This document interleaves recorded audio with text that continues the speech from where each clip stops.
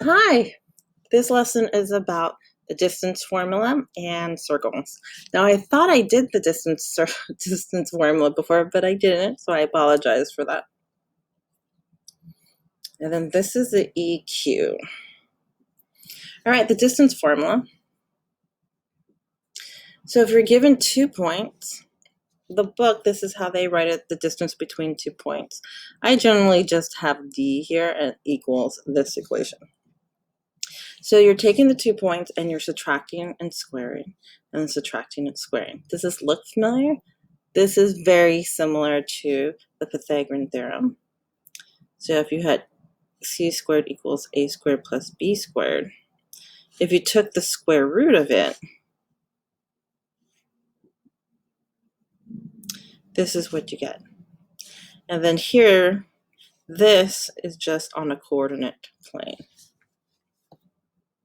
So you'd be given points. All right, let's find the distance.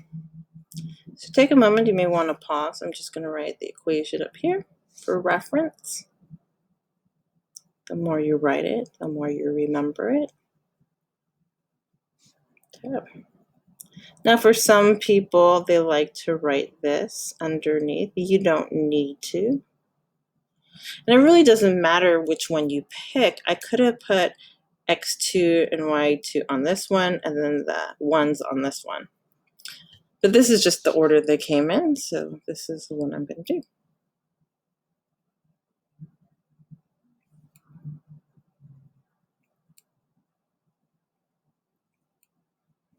Okay. Now please note when you do this, no, you don't have to show this stuff, but I really want you to make sure that when you do this, you use the parentheses. Because when you take the square root of a negative, square of a negative, it's positive. This should never be a negative 100. So really be careful. Lots of students make mistakes about that. Now, is that a perfect square? I believe it is not. Can I simplify it? I do not think I can. Double check my calculator. I don't think 7 goes into it. I don't think 9 goes into it. Was it some other number I can think of? We cannot simplify it, so we just leave it. All right, next one. All right, now for this one, instead of giving us a value, they just give us C and D. Now, does it change anything? No. This is still our point, and we just substitute it into the equation. So you just trust your math, and you just do what it says. And if you're like, well, what? No, just do it. And then see what happens. And wait until you get stuck. So you're like, okay, well, that's just negative C, right? Parentheses, right? So we know that's going to be positive. And that's why it doesn't matter which point. If you did it the other way, it just would have been a positive C squared, positive D squared. And this is it. Ooh, that makes, we shouldn't have used D because we had D. So I would have done a capital. Okay. Not to be confused with the point D or the Y value D. Now, some students, when they get this, they think that the square root and the square cancel, and they'll say, this is my answer, Miss Mendoza. No, it's not. Not even close. So please do not do that. That plus changes everything because you would have to add them first. You square them and add them by order of operations. They're not the same thing. All right, let's shift gears. We're going to circles. Now, in geometry, the definition's in a plane, so it's flat, a set of all points equidistant from a given point. So that given point, that's right, it's called a center, right over here. And equidistant, so it's the same distance all the way around. And if you drew a million radii, all the same distance, they would get all these points. And then all these points, when you connect them, is what the circle is called. That equidistant is the radius. So if you're talking about distance, is there a distance formula someplace? Maybe.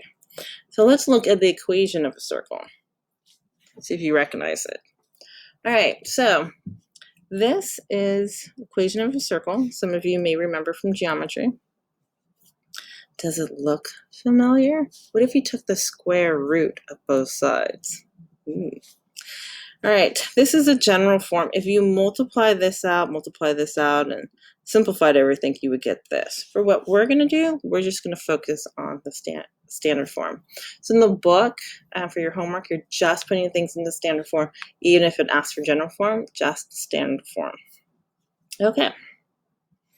So we can see that the two things that are important of the circle is the radius and a center. And this is what we have in the equation. Notice that is r squared, but r is the radius. And hk represents the coordinate pair of the center. H being the x value, and then k being the y value. You should recognize h and k when we do parabolas. All right, write an equation of a circle in standard form. So if we remember our equation,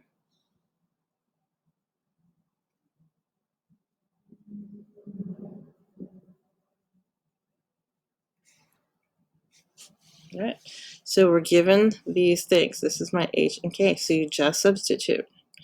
Now, this is going to be positive, the negative and negative, positive 6. And the r squared is going to be 25. Please do not leave it as 5 squared. That's not simplified. I'll show you in the next one. All right, so hk, x minus 7 squared, plus k0 squared.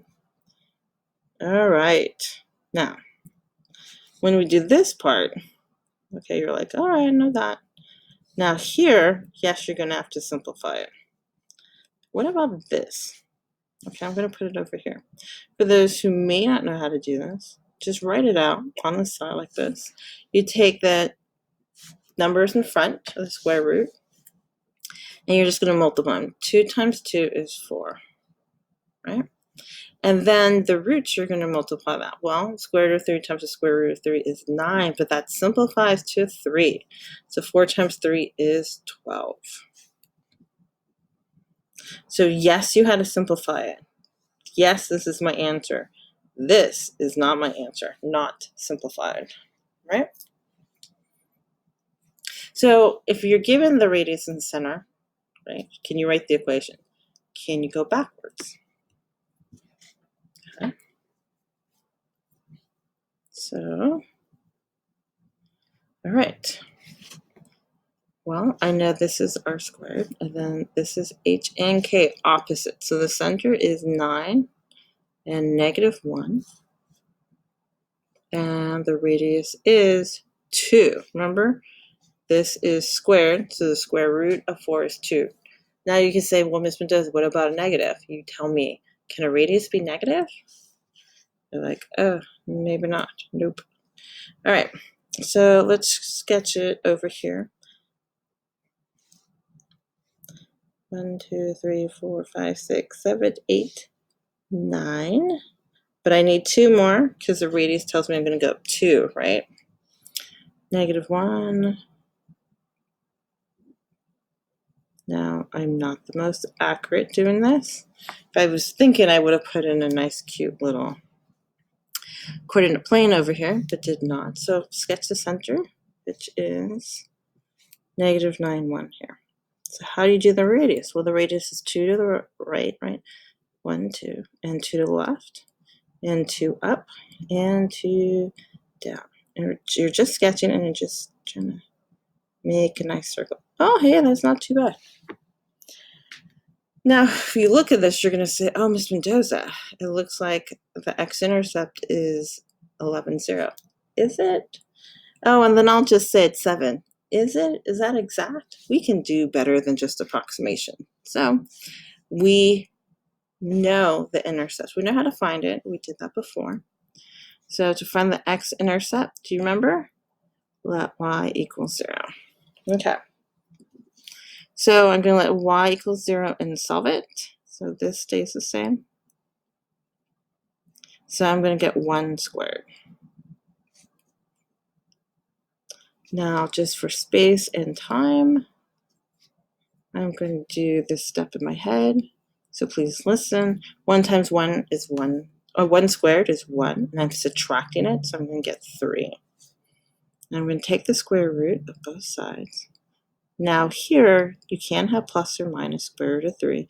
No, I'm not changing it to a decimal. Yes, I'm just leaving it like that. Exact answer. And that's your answer. And you're like, what? So if you type it into your calculator, it'll be pretty close to 11. Okay, so that is your x-intercept. So what about your y-intercept? So y-intercept, now if you look at it, you're like, well, Ms. Mendoza, there's none. Okay, but can you find that algebraically? Do you remember how to do that? Okay, so I'm going to let 0 equal x. So that's going to be there. And I want you to see how to do it. Yes, you need to practice this. Some of you, when it comes to your analytical skills, you don't know what you see, and you don't know how to interpret the math. And then some of you think you're doing it wrong. You're not. You're not. You just don't know what, you can't understand what you're seeing. So I want to make sure here that you do this time. All right. Okay, this is where you should be like, oh, whoa, pause. What? Ms. Mendoza, I have a square root underneath. I'm a negative under the square root. What? I can't have that. You're right. This is called an imaginary number. This is what we call real numbers, real, imaginary. So I can't graph an imaginary number. So this tells me the moment you have imaginary, oh, it doesn't exist. This is how algebra shows you what the graph showed us. The circle is small. It doesn't hit the y-axis. So it's saying, okay, it's imaginary. That means it doesn't exist. That's how you know algebraically if you don't have a graph. So this is no y-intercepts. Okay, let's try one more. Okay. Ooh, but this one's different. What's different about this one? I have 6's in front. Do I want that? No. How do I get rid of it? You guys are so smart. Divide by 6. Now, when you divide by the 6, it doesn't touch the parentheses. So my new equation, once simplified, is this. Okay. So my center is 2, 3. My radius is going to be square root, right? Because this is squared. So you're going to take the square root of 5. Now, we should know that's about a little bit more than 2 point something. But I'm leaving it as a square root. Now, I generally would have sketched, but this time I'm going to find the intercepts because I don't want us to cheat. I want us to be able to find the intercepts and then to let the graph be our double check to see if it works, if that is true. Okay. So the x-intercept, okay, so y is 0. And I'm using the second equation on the bottom. Less work, already simplified. Okay, this one I'm going to do my head. So this is 9. So that's x minus 2 squared equals -4. Ooh, look. Now for those who know about imaginary numbers, this is 2i. You're right. But it is imaginary. This I means the square root of 1. So the moment you see this, you're just like, okay, I know. No x-intercepts. You're like, really? Well, we'll wait to look at the graph afterwards to see if we're correct. Or way to double check. So let's keep going. So y-intercepts, we're going to let x equal 0. Okay. So that's going to be -2 squared. Y minus 3 squared equals 5. Well, this is 4. Okay, looks like an answer. Looks like a good answer. Look at that. 1. I can take the square root of a 1. Plus or minus. Now, when you do this, let's have good math. The square root of 1 is 1, not the square root of 1. So you can simplify that. And no, you can't leave that. You can do the math. So 2 answers. 3 minus 1 is 2. 3 plus 1 is 4. So I have 2 y-intercepts this time. Ooh, fancy. Okay. I have to find an area for my graph. Just do it right there. And it's positive. So we're on this quadrant. So it's 1, 2, 3, 4, 5. And it's 1, 2, 3, 4, 5. My bad, a little low. Okay, so it's 2, 3, which is 2, 3. And it told me I have 2 x-intercepts. Okay, that looks like it could be here and here. Now, when we did before, we went a little bit. Now, the square root of 5 is 2.23 maybe, so it's going to go 1, 2, and a little bit more. Now, that one's pretty far out, so going to do the other one pretty far out. 1, 2, and a little bit more. 1, 2, and a little bit more. 1, 2. Okay, this window's not the most accurate on this one. Just these intervals are a little bit bigger. But over here, I'm going to say that's probably pretty accurate. So yes, you can see it turned out to be 2 y-intercepts and no x-intercepts. Excellent work. All right. Real quick, just so you remember, leave square roots as, leave pi as pi. Don't round unless it says to. Oh, come on. Okay. So to find the area of this, you'd have to find the radius. Well, that is a diameter.